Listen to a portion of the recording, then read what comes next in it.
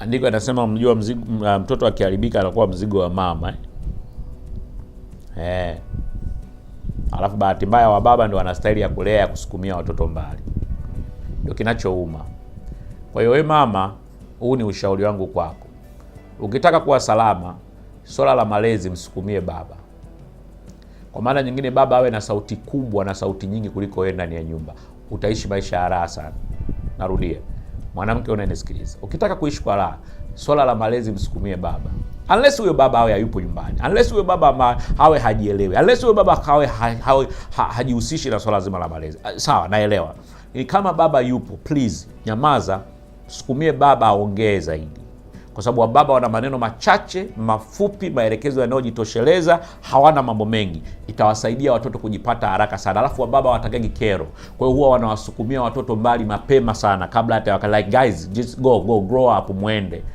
Kwa kufanya hivyo watoto wako watafanikiwa haraka sana.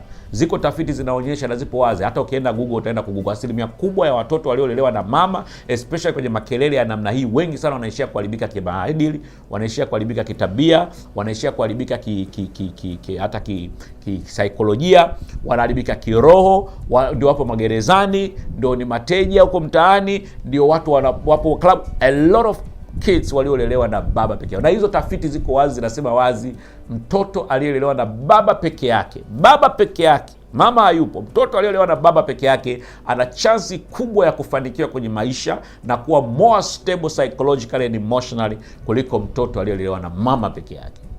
Why? Kwa sababu wa baba wanalea watoto wao kwa kuwapa mwongozo wa nini wafanye, wa mama wanalea watoto wao kwa kuambia nini wasifanye, na watoto wanakuwa confused. Wa baba wanatuambiaga watoto wafanye nini, wa mama wanawaambia watoto wasifanye nini. Kwa hiyo wa mama wanasubiri mtoto akosee ndio akimbizane naye, anakosea ndio anakimbizana naye, lakini wa baba watatoa tu maelekezo kama fanya 1 2 3 4 5. Alright? So unless mama uweze kuelewa hiyo psychology behind, please mwache mumeo au baba wa watoto wako a take charge kwenye kulea watoto. Punguza maneno.